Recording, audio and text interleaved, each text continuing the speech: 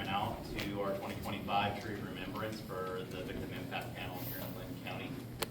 My name is Logan Denny. I'm one of the members of our board. I'm going to just give a quick introduction of our Victim Impact Panel, why we have it, and also what our program is for tonight. First, just want to recognize the Eugene Symphony for again coming out. They come out every year graciously and participate in this event, so we appreciate the music that they provide. They have also been impacted by impaired driving, as several of their loved ones have been affected by it, and so I think they give back as part of this, and so we appreciate you again coming out. Thank you. Tonight we have several great speakers from our community. You're going to speak on impaired driving, how it affects them, their perspectives. I'm going to give an opportunity for one of the other board members to introduce those folks and speak a little bit more to that. Something new this year, we are going to be recognizing and discussing a new award. This panel has decided to award to our local law enforcement. And so tonight you get to hear these law enforcement officers, deputies, troopers, and their accomplishments. So we're excited to talk a little bit further about that award and what the significance behind that award is as well. Along with that, the most important part of tonight is why we're here. And it's to remember the names, remember the people, the life, the story, the essence of our community, and again, how impaired driving has unfortunately taken those lives from us. It's not something we can't get back, but we can remember them and we can live on, and we continue to try to be courageous as we move forward and hopefully make an impact to end impaired driving in our community here in Linn and then counties. With that, one perspective I'm always reminded of is right now NHTSA estimates every 42 minutes somebody drives from an impaired driver. That has gone up. I remember when I was a kid it used to be every 15 minutes they talked about. It's something that I hope we get to a point where we don't have to talk about it anymore. We also understand that this is a crime. It's a person crime, and it does have effects in our community, and it stretches beyond just the courtroom. It affects the families who will not see that loved one come in the door tonight. So for those families who are here tonight, we're here with you. We appreciate you being here. We're here to recognize them most of all, and the story and their effect. With that, I'm going to welcome up our chaplain, who's going to give us an invocation, and we will begin our ceremony tonight.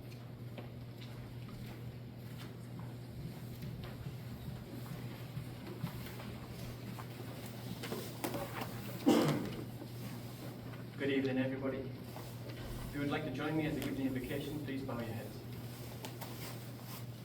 Heavenly Father, as we come together here at the Tree of Remembrance to remember our loved ones lost and to stand united as you speak out against impaired driving and the grief and the pain and suffering impaired driving creates, I ask that you be with us. We thank you for the gift of our loved ones. Though our time with them was stolen from us, we thank you for the time we had with them and for the memories which live on in our hearts and minds. But we would change that day in a heartbeat, and we would make any sacrifice if we could just go back to say one last thing, share one more laugh, give one last hug. We carry on in their memory to make a difference, to ensure they are remembered, and to make sure the fight against impaired driving never ceases. We ask for your divine help to make that possible. We ask that the loss of our loved ones never be in vain. May you continue to pour peace over us. Your word says you are comforter to all. May we be open to your comforting.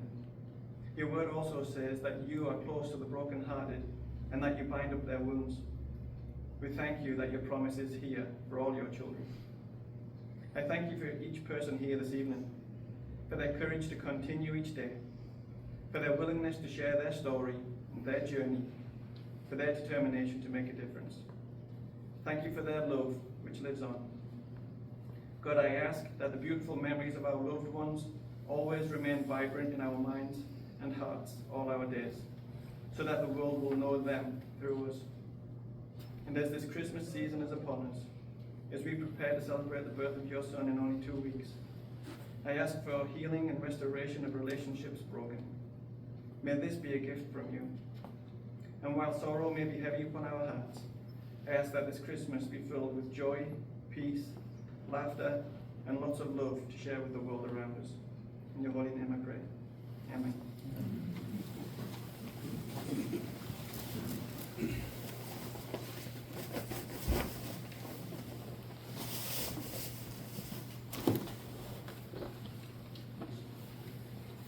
name is Jessica Cooney. I am a Victim Impact Panel Board member. I'll be introducing your speakers to you tonight. First, we're going to have the Linn County Circuit Court Judge, Michael Winhausen. He's lived here almost his entire life in the Pacific Northwest. After graduating from high school in Portland, Oregon, in 1988, he spent a year and a half at the University of Oregon before transferring to Santa Clara University in 1990. In 1993, he graduated with a Bachelor's of Arts degree in philosophy, and later that same year entered the University of Oregon School of Law. While in law school, he worked from 1995 to 1996 as a certified law student in the Linn County District Attorney's Office. Michael graduated with his Doctor of Jurisprudence and a certification in the practice of criminal law in 1996 and was admitted to the Oregon Bar in September of that same year. His first job after graduation led him to La Grande, Oregon as a Deputy District Attorney in Union County. Approximately a year later, in 1997, Michael came to work for Jason Carlisle as a Deputy District Attorney in Linn County. During this time, he began working with the Oregon District Attorneys Association legislative committees and has continued to work with them almost every legislative session since. In 1999, he left the Linn County District Attorney's Office to join the District Attorney's Office in Benton County. During his tenure there, Michael was invited to teach at the National District Attorneys Association Advocacy Center in Columbia, South Carolina. Over his 20 years as a Deputy District Attorney in the state of Oregon, Michael Winhausen has prosecuted hundreds of criminal cases. After 6 years in Benton County, he returned to Linn County, where he worked as a Deputy District Attorney until his election to the Linn County Circuit Court in November of 2018. Judge Winhausen began his tenure as a Linn County judge on January 1st, 2019, and was re-elected in November of 2023, and continues to serve in this capacity. In addition to his work as a prosecutor and judge, Judge Winhausen has served as the Vice President of Linn Benton Bar Association, as an executive member of the Board of Directors of the ABC House in Albany, President of the Albany Kiwanis Club, and is currently a volunteer boxing coach at the Mid-Valley YMCA and coaches the Oregon State University Boxing Club team. Join me in welcoming the Honorable Judge Winhausen.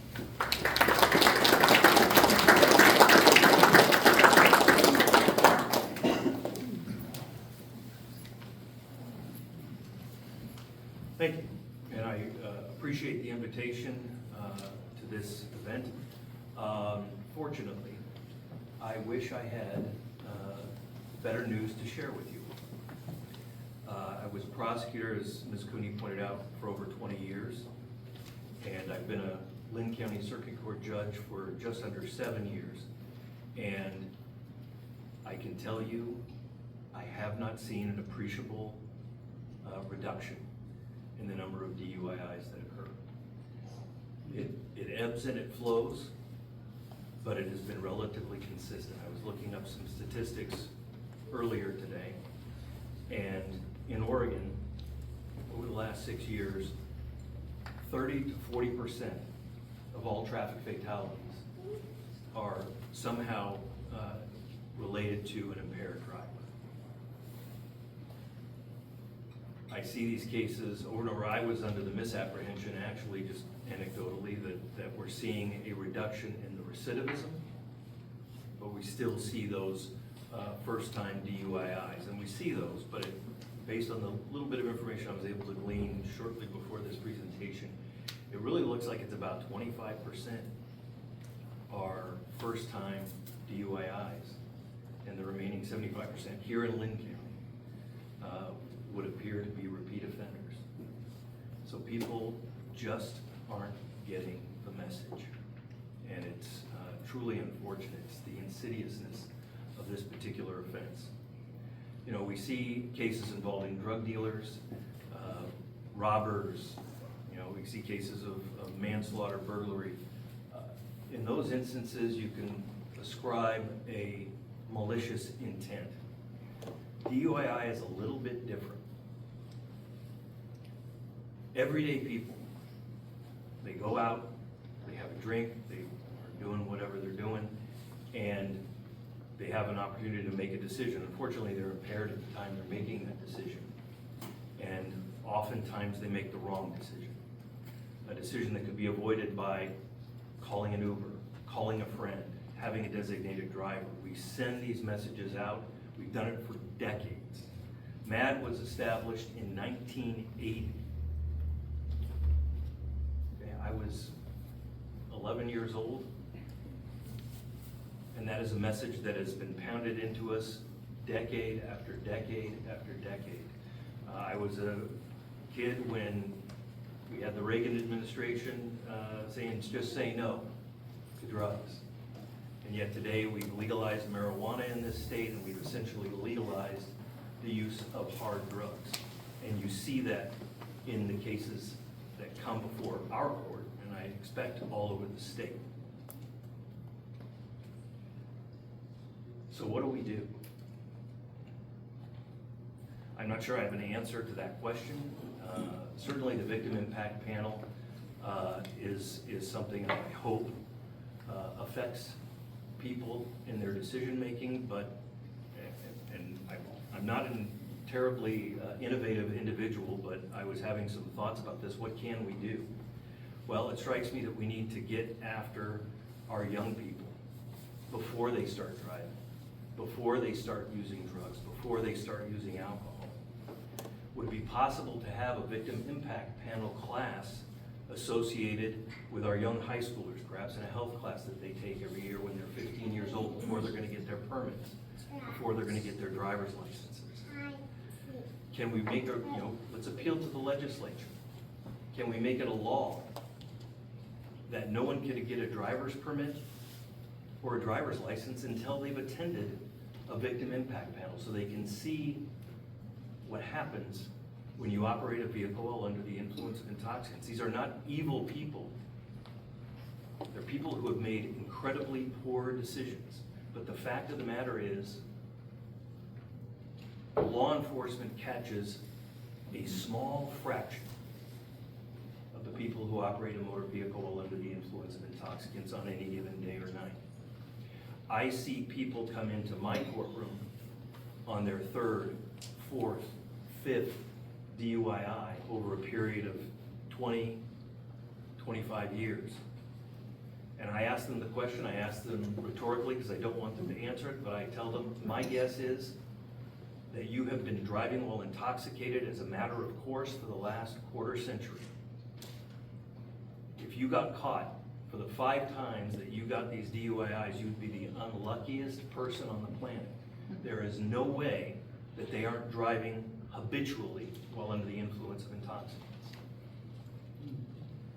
We've been doing what we've been doing for a lot of years, and it hasn't been working. We've got to come up with some new ideas and new solutions. Again, I'm just throwing out a couple of things.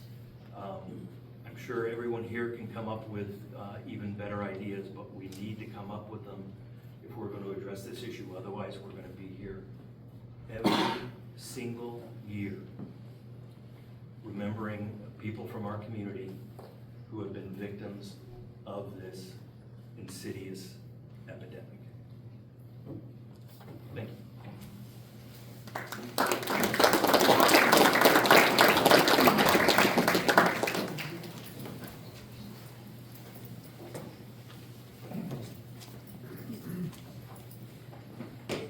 Our next speaker is Linn County Deputy District Attorney Lynn Howard.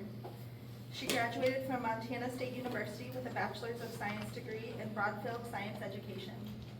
She earned her Juris Doctorate degree from the University of San Diego and then practiced as a civil litigation attorney for more than 8 years. In 2000, she decided to change careers and began working as a forensic scientist at the Orange County Crime Lab in Santa Ana, California, where she stayed for 4 years.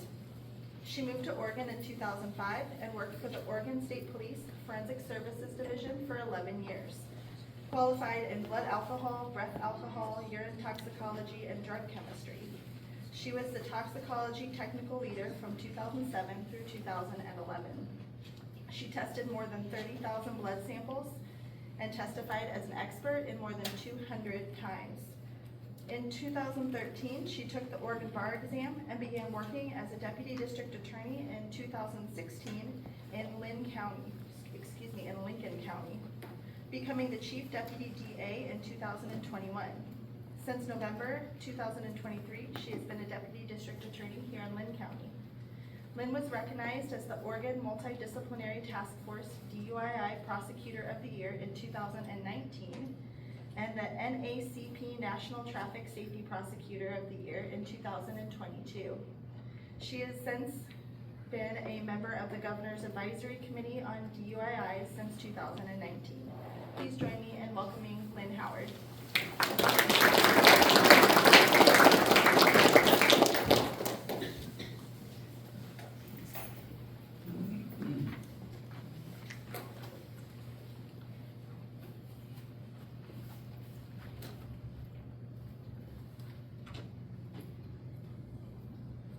Tidings of comfort and joy. We hear that old song a lot during this holiday season. But for many of us in this room, comfort and joy may seem hard to find. We gather here today carrying the weight of absence, the empty chairs at dinner tables, the silence where laughter used to be, the futures that were stolen in an instant. We're here to remember and honor those we've lost to impaired driving. Sons and daughters, mothers and fathers, friends, neighbors, whose lives were cut short, not by fate or by illness, but by choices that never should have been made. Each person we lost had morning routines. They had a favorite song. They had dreams they were chasing and people who needed them. They were someone's entire world, and in a single moment, a moment that could have been prevented, they were gone. ODOT tells us that 535 people lost their lives on Oregon roads in 2024. As Judge Weinhausen said, 30 to 40% of those involved impaired driving. The good news is it looks like we're moving in the right direction as far as fatalities, and we may well be under 500, as shocking as that number sounds, for the year of 2025. The most updated numbers we had as of December 1st was 441 fatalities on our roads. And yet, we know that even in our county, that number changed over this past weekend. There was another fatality. A young man who was driving impaired lost his life and injured a couple of other people this past weekend. And despite these reduced fatality numbers, the bad news is that the number of DUIs and vehicular assault charges filed across the state has remained steady for the last 3 years. And while many of those didn't end in tragedy, any one of them could have, much like a game of Russian roulette. And behind every statistic about impaired driving, there is a person. Scott, who was passing through our county with his nephew on his way to start a new job in Washington. Percy, who was out for his morning walk near Mennonite Village. Kylie, who was headed to work near Brownsville on a Tuesday morning. These weren't numbers, they were loved ones, and they are irreplaceable. And let us not forget those who have survived but carry wounds that may never fully heal. The young man who will never walk again, the mother who lost a child but must somehow find a way to keep living, the families who sit in hospital and waiting rooms praying for miracles. And there are those who know anxiety each time they get behind the wheel, that cold fear that grips them every time they pass that particular intersection.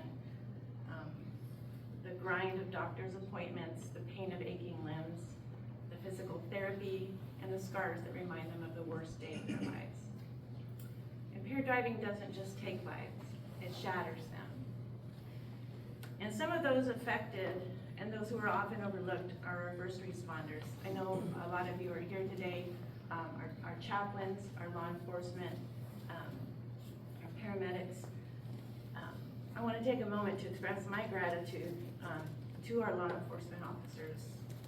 I hope that you will join me in thanking them. These men and women understand the devastation caused by the crime of DUI. They miss time with their own families to protect ours. and they see things they can never forget. They've delivered news that no one should ever have to give. And they continue fighting because they know they're making a difference, that every DUI traffic stop they make is a potential life saved.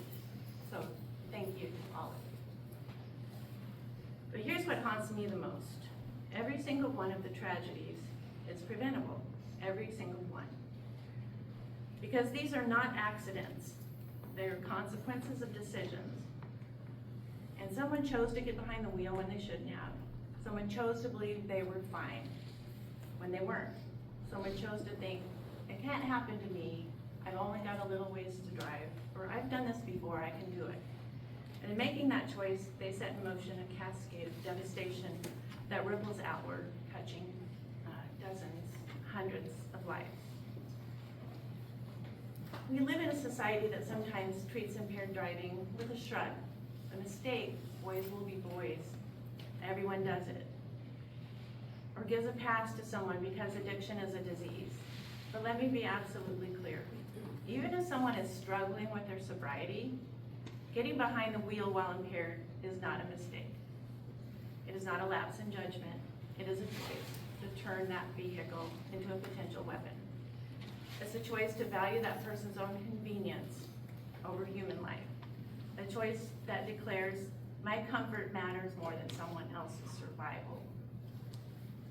And as Judge Wenhausen said, the technology exists to prevent this. That's what is so frustrating. There are alternatives, rideshare apps, taxis, designated drivers, public transportation, a couch to sleep on. All those options are available and have been for years. And ignition interlocks, which are ordered by the court and prevent someone from driving while under the influence of alcohol. Those are ordered by the court when somebody's convicted of a DUI or enters a diversion program. And I think many in this room would be shocked and dismayed to learn that only about 19% of the people that are ordered to do that actually comply. Less than 1 in 5. So what we lack is not solutions, but will. What we lack is a culture that treats impaired driving with the seriousness that it deserves. Imagine if we approached impaired driving the way we approach terrorism, with zero tolerance, with national urgency, with the force of our collective outrage. Because that's what it is. It's an act of violence against our communities. The frustrating difference here is that we know how to stop. And this isn't just about impaired drivers, this is about all of us. Because how many of us have stayed silent when we should have spoken up? Or watched someone grab their keys when we knew they shouldn't drive, but we just didn't want to make things awkward? How many times have we heard, I'm fine, and chosen to believe the person because intervening felt uncomfortable? So today, as we honor those we've lost, I'm asking each of us to make a commitment. Commit not only to never driving impaired, no matter how short the distance, or no matter how fine you feel, but commit to speaking up when someone you love is about to make a bad choice, even if it's uncomfortable, even if it damages the friendship. Because a damaged friendship is better than a funeral. Commit to teaching young people not just that impaired driving is illegal, but that it is morally unacceptable. It's not just alcohol. Anything that impairs your mental or physical faculties makes you unsafe behind the wheel. That driving impaired is a betrayal of everyone who shares the road with you. That it is a violation of our social contract to care for one another. Commit to supporting tougher laws, better enforcement, and more treatment options for those who are struggling with addiction. Commit to creating a culture where calling an Uber is celebrated, where designated drivers are considered heroes, and where I can't, I'm driving, is treated with respect, not pressure. And commit to remembering.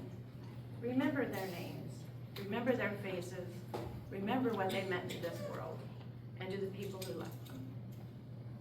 The ancient Greeks had a word, kleos, which meant the glory that comes from being remembered. Let us give that to these victims.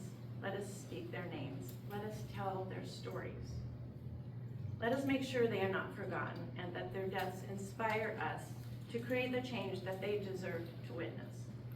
Their lives matter, so let our actions show it. And to those of you who have lost someone, your grief matters. Your anger is justified.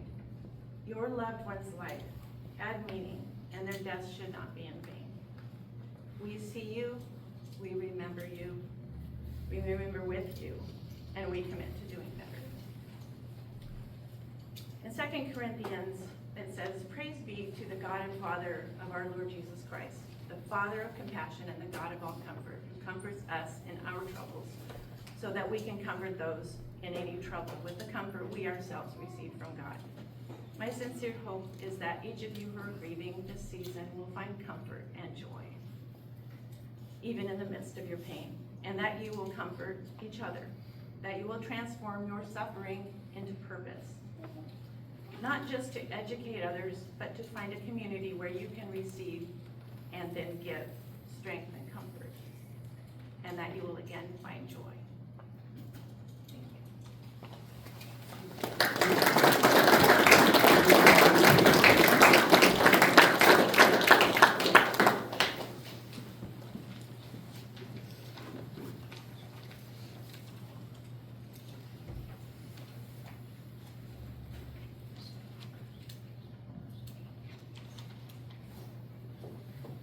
Thank you to the distinguished speakers for coming tonight and sharing your perspectives on impaired driving, and also I think the call that we all have to be advocates on this in our community, to teach, but also to impact and to hopefully stop this terrible behavior.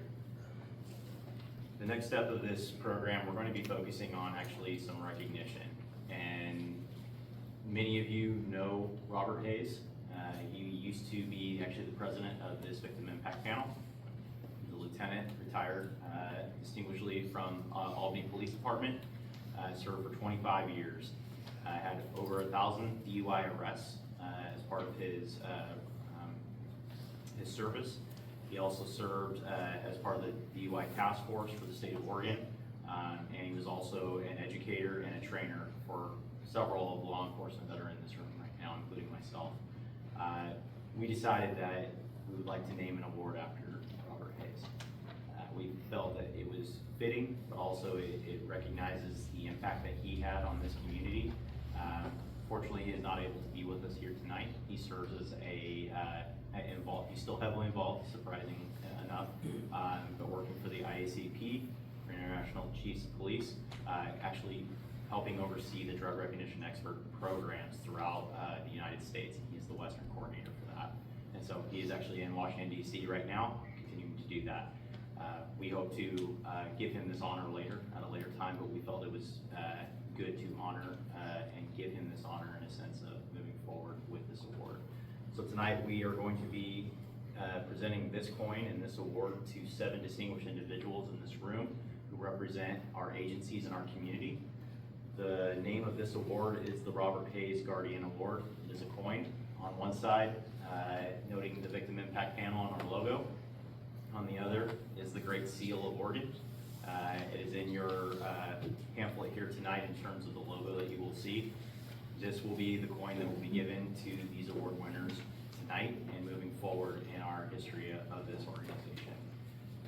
Something about a guardian that's important. It's somebody who stands when no one else is willing to stand. Law enforcement often is that. In the dark of night, they are often called upon to come to these scenes. I've been there myself. Often there is no one else there to back you up. It's 4 or 5 in the morning, and you are there facing what is likely an impaired driver who has crashed into a field. Law enforcement is there to not only stop potential danger, but they're also there to investigate and fulfill the duties that they have. Each of these guardians that you're going to get to hear about tonight have fulfilled that duty consistently over this past year and as part of their careers. So we're grateful for their presence here tonight, and we're excited to honor them. On this coin, on the edge of the inscription, it reads, "We will push to the end. We will push to end impaired driving. We will never forget the ones that we lost."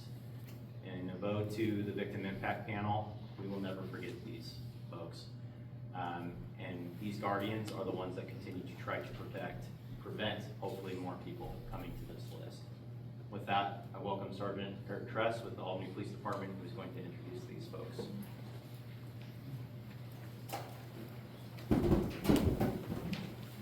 evening, everyone. As Lieutenant Debbie said, my name is Sergeant Eric Tress with the Linn Police Department. Tonight I stand here to introduce these folks who are out fighting a good fight. And this is very special to me because Robert was one of my trainers, and he was one of my sergeants, but more importantly, he was a mentor and a friend. And this award we put together is just so fitting for the spirit of what Robert tried to do throughout his tenure in law enforcement. First nomination comes from the Linn County Sheriff's Office. This is for Deputy Kira Armstrong. I'm pleased to formally recommend Deputy Kira Armstrong for commendation for exceptional performance and dedication in the area of DUI enforcement. Her recent efforts reflect the highest standards of our agency and embody the commitment to keeping the pace with dignity, honesty, and compassion. Over the recent enforcement period, Deputy Armstrong achieved 7 DUI arrests, demonstrating both diligence and a proactive approach to identifying impaired drivers. Rather than waiting for calls or relying solely on routine patrol, she has consistently taken initiative, actively searching for drivers under the influence and removing dangerous individuals from our roadways. Her work has had a direct and meaningful impact on community safety. Deputy Armstrong also continues to invest in her professional development. She has pursued additional training opportunities, including A-Ride, enhancing her ability to recognize impairment and conduct thorough investigations. Beyond her own caseload, she has shown a willingness to support fellow law enforcement professionals by volunteering to take on additional DUI cases, further demonstrating her teamwork and commitment to the mission. Throughout her work, Deputy Armstrong models what it means to enforce the law with integrity and empathy. She maintains professionalism during challenging situations, treats individuals with respect, and upholds the values of our agency at every step. Deputy Armstrong.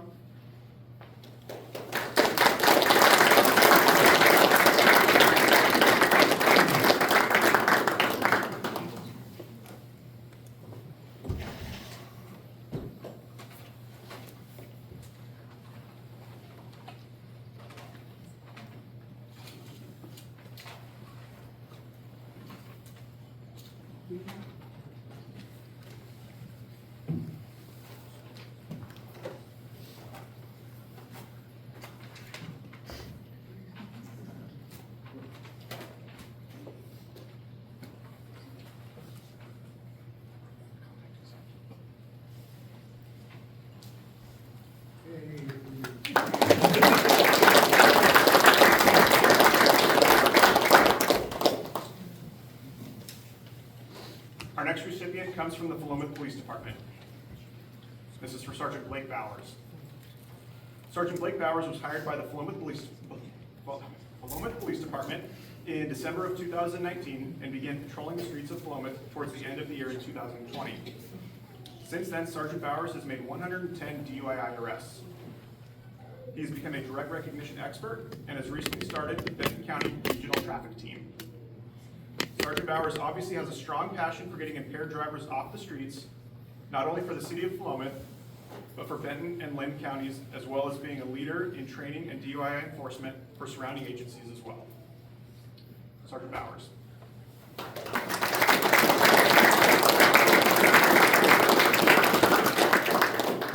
He was not able to make it tonight.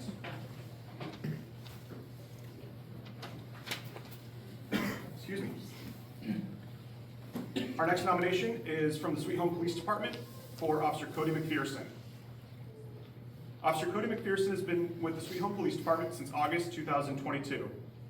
He has 14 DUI arrests in that time, with his first being just over 1 month after completing the police academy. Officer McPherson remarked, "I enjoy DUI investigations because they are challenging yet rewarding. A lot of time and effort go into an arrest, but knowing you won't have to respond to a crash involving an innocent family struck by a drunk driver makes it worth it. I want to gain more experience in DUI investigations, become an expert in the field, and serve as a resource for other officers during DUI investigations." Officer McPherson.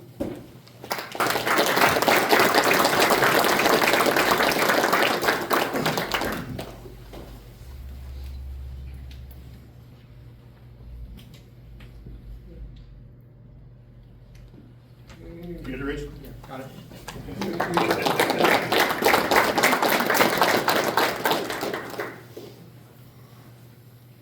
Our next nomination comes from the Lebanon Police Department.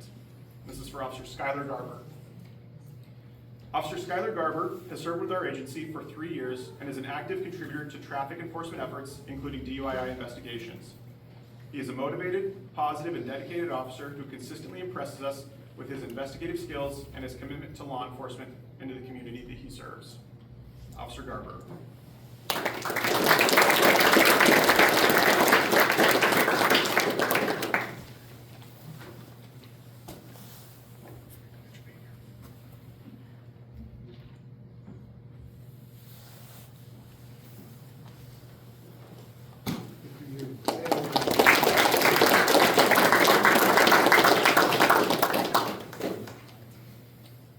Our next recipient is from the Benton County Sheriff's Office. This is for Sergeant Ben Drongeson. Sergeant Ben Drongeson has been a valued member of the Benton County Sheriff's Office since 2002 and began serving as a patrol deputy in 2005. Throughout his career, he has demonstrated an unwavering commitment to keeping our roads safe and holding impaired drivers accountable. Over the years, he has personally arrested countless impaired drivers, and 2025 has been no exception. This year, he has made multiple DUII arrests, assisted fellow deputies in enforcement efforts, and conducted drug recognition expert, or DRE, evaluations in Benton County and surrounding jurisdictions. Beyond his own enforcement work, Sergeant Drongeson's greatest impact lies in his leadership and mentorship. He currently serves as the DRE Regional Coordinator, an A-RIDE instructor, a DRE course manager, and also teaches standardized field sobriety testing at DPSST. His tireless efforts to share knowledge, guide others, and improve roadway safety exemplify the highest standards of law enforcement professionalism. In the words of Robert Noyce, a co-founder of Intel, knowledge is power. Knowledge shared is power multiplied. Sergeant Drongeson's dedication to teaching while sharing his knowledge and experience truly multiplies the effectiveness of DUII enforcement throughout Benton County and across the state. Sergeant Drongeson.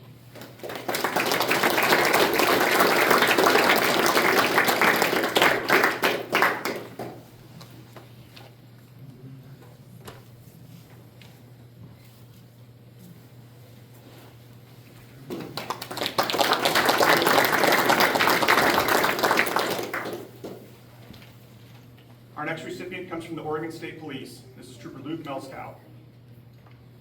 It is with great honor that I nominate Trooper Melskow for recognition by the Linn County Victim Impact Panel for his outstanding dedication to DUII enforcement and his unwavering commitment to public safety. Trooper Melskow exemplifies the highest standards of professionalism, compassion, and vigilance in his role with the Oregon State Police, making a profound impact on our community and the lives of those affected by impaired driving. Trooper Melskow approaches each DUII stop with a deep sense of responsibility and integrity. He understands the human cost of impaired driving. He serves as an example for his fellow troopers when it comes to DUII enforcement. From January 1st, 2025 through October 31st, 2025, Trooper Melskow led the Albany Patrol Office in DUII enforcement, removing 45 DUII drivers from the roadways. Throughout the past year, Trooper Melskow has demonstrated exceptional initiative and effectiveness in identifying and apprehending impaired drivers across Linn County. His proactive enforcement efforts have directly contributed to reducing the incidence of DUII-related crashes and fatalities, making our roads safer for everyone. His dedication to DUII enforcement on high-risk highways led to numerous arrests that likely prevented tragic outcomes. In recognition of his tireless work and measurable impact on DUII enforcement, Trooper Melskow is a deserving nominee for this award. His service honors the victims, protects the public, and upholds the values the Linn County Victim Impact Panel seeks to promote. Trooper Melskow.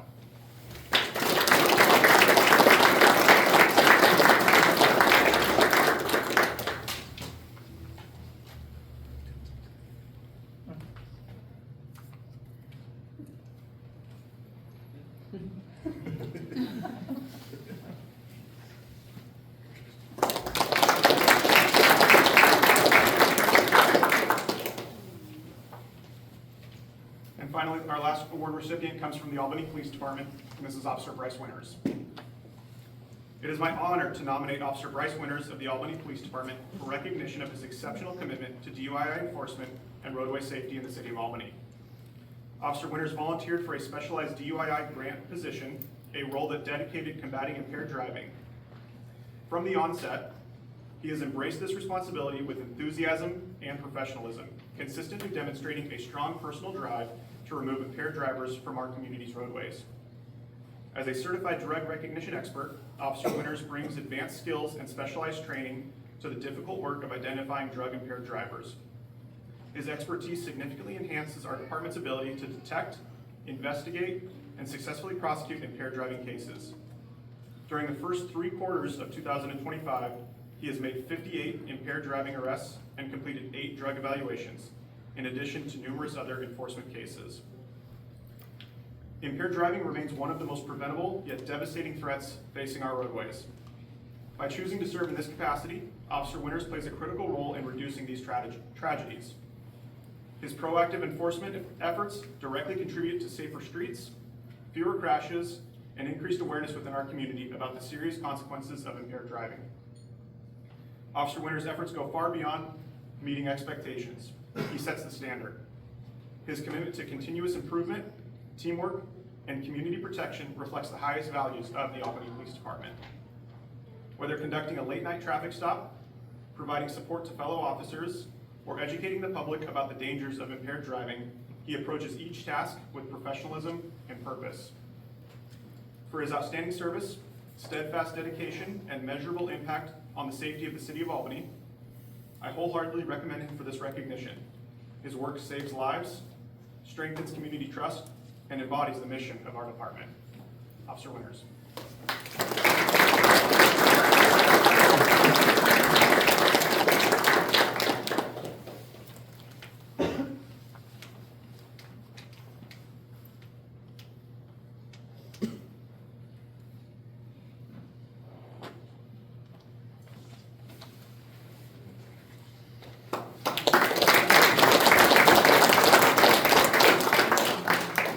Thank you very much to all of our award recipients, and at this time, we'll be hearing another piece from our symphony.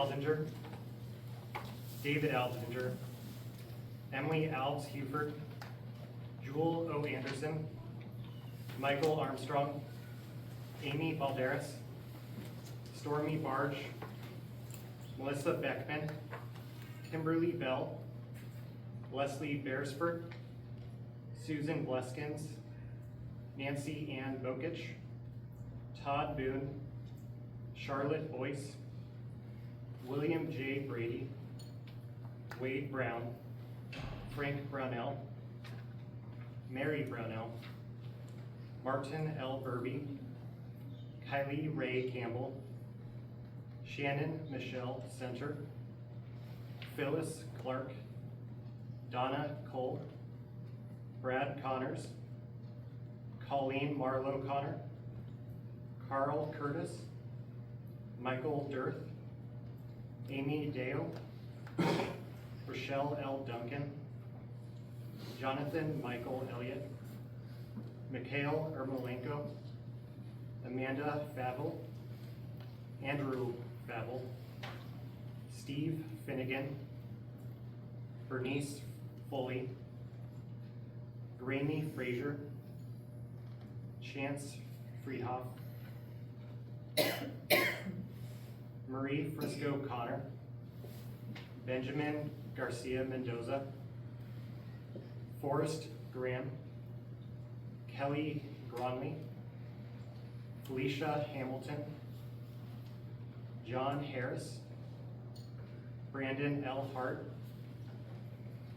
Norman Hasek, Sandra Hasek, Brian Hood, Brian Hudson, Kitty Hudson, Jim Heyer, Kendrick Daniel Jackson, Andrew James, Marion Dennis Johnson, Rustin James Johnson, Ronald Jones, Paul Arn Carroll, Mikhail Kasmerk,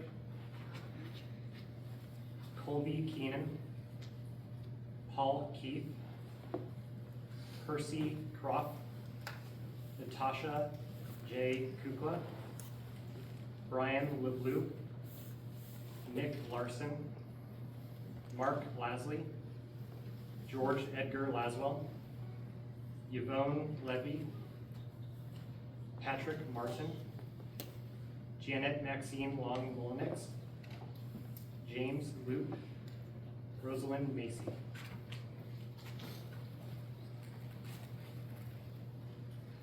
Tiffany Macy, Amy Maisto, Zachary Manning, Kirsten Marble, Bradley J. Martin, Jessica Marie Martinez, Timofey Martushkev, Colleen McDonald, Mike McHenry, Allerly Mead, Monty Moreno, Dennis Neighbor, Kyle Neighbor, Robert Navarro, Jessica Neffendorf, Mike Olson, Lindsay Marie Olson, Daniel Oliver O'Neill, Kirsten Oquist Ellis, Ava Okoa, Justin Palmer, Scott Palmer, Barbara Ann Peterson, Anne Marie Perez, Joshua Perkins, Olivia Prettyman, Don Prickle, Stephen Patrick Priestley, Emma Polito, Russell Putman, Robert Randis, Lawrence Raimundo, James Reynolds, Michael Rice, Victoria Sophia Richards, Mesa Ridley, John Riley, Brandon Rockwell, Ronald Rogers, Gabriel Ruiz Lopez, Amanda Salmon, Cindy Lynn Sandrock, Genevieve Shockey, Caleb Frank Simonis,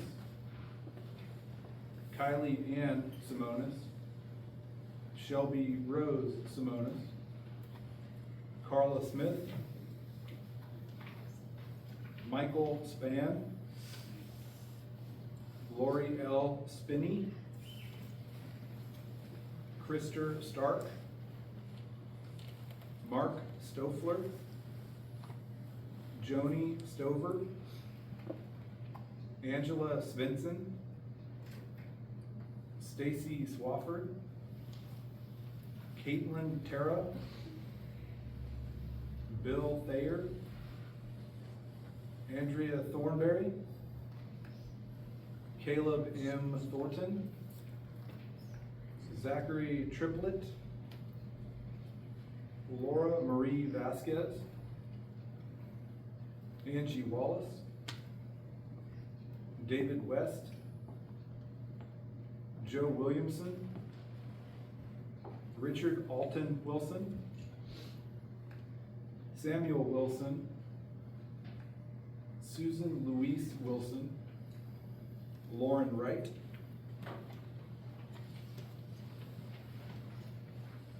Roy Wright, Jim Young, Katie Zollman.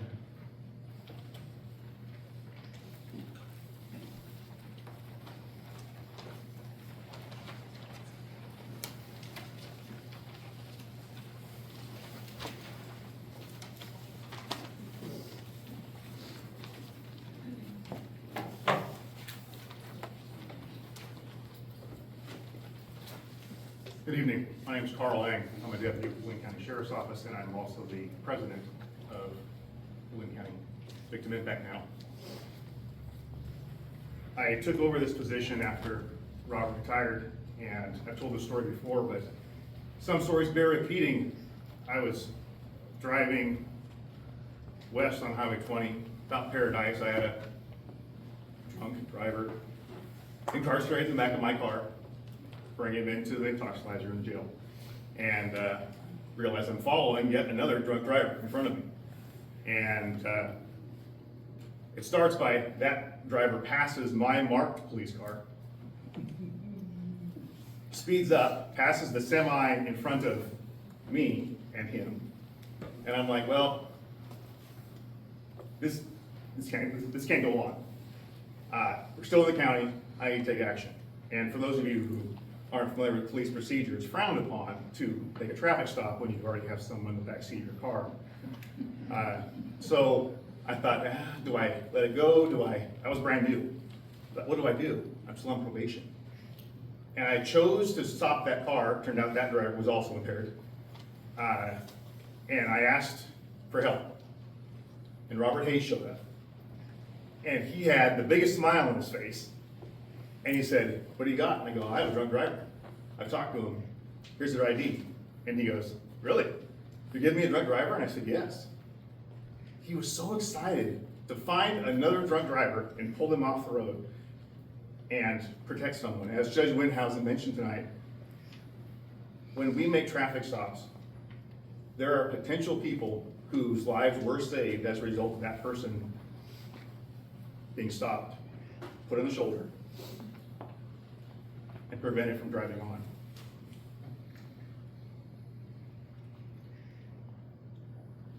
"30% to 40% of fatal crashes involve an impaired driver." Judge Windhausen mentioned that statistic, and it makes sense that to see impaired drivers, usually late at night, not aware of their surroundings, not able to divide their attention, and they think they're okay. They don't intend to kill someone or injure someone. They certainly don't intend to get arrested. Most of these individuals, as Judge Windhausen said, they weren't intending to get in trouble.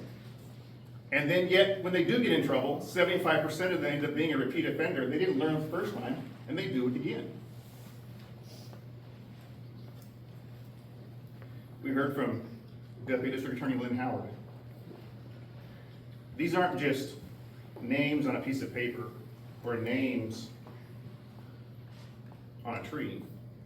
They're people who had hopes and dreams, people who had intention to live, intention to do things, contribute to society, and now they're on a piece of paper. And it's up to us to remember doing events like this, solemn though this ceremony is, there's a purpose for each of us. We all have a different purpose. The police officers here have a purpose to stop the drunk driver. The citizens in here have a purpose to help change the culture.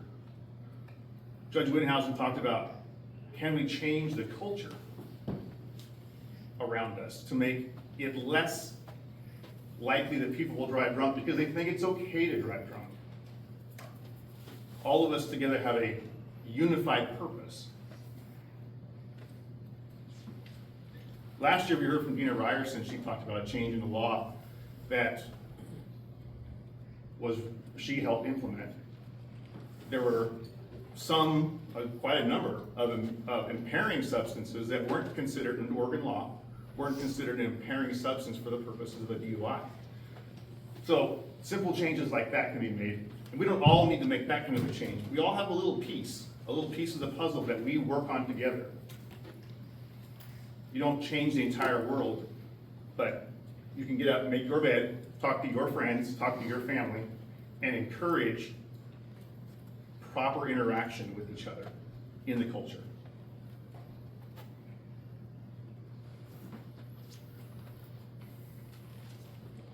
Linn mentioned the Greek word kleos.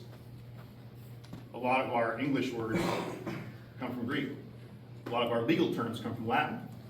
Kleos, remembering and honoring those who are no longer with us. It's not fun to attend an event that's not joyful, but there's a certain solemnity that comes remembering once a year events that are important. And we honor the people who aren't here with us anymore by attending an event like this. I recently attended the funeral of Deputy Andy Borland. Now, although he didn't pass away as a result of an impaired driver, there was something that was said during his funeral that reminded me of something that Linn Howard said tonight. Suffering can become purpose. We recognize that suffering exists, but we don't have to sit in the suffering and say, nothing more I can do. We can actually allow that suffering to give us purpose, to give us drive. Not to forget the injury, but to press forward, to accept the injury happened, but to use that event to charge forward and continue doing the right thing each day. I want to recognize Rita Wyatt and Bonnie Timberlake, who helped put together the tree and the ornaments, board members who helped put together this event, Lieutenant Logan Denny, the Vice President, Amy Guyer, the Secretary, Ashley Scott, Sergeant Eric Tress, formerly Officer Brett Adams, who's now Trooper Brett Adams, Jessica Cooney from the DA's office, Jace Cook from the DA's office, Cameron Christopher, who you heard from tonight. We also have two regular presenters. One of them is with us tonight, Patty. We have regular presenters who give sad stories that are valuable to these individuals who are told to come to these panels that we do once a month. Our coordinator, Richard Bryan, is here with us tonight. He's been with us at least a couple of decades now. Last Monday of every month, talking about values of not driving impaired and the options that exist, and then the consequences when you choose not to obey.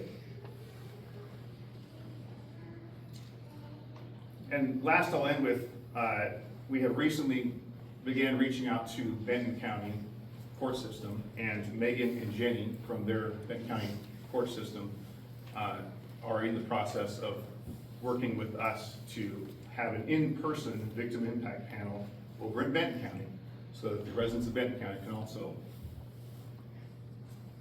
learn and be protected by this kind of instruction in-person victim impact panels, I believe, are meaningful. And a lot of the counties in Oregon, including Benton County now, only have an online panel. So I'm looking forward to continuing that integration. Thank you for being here tonight. With that, I conclude.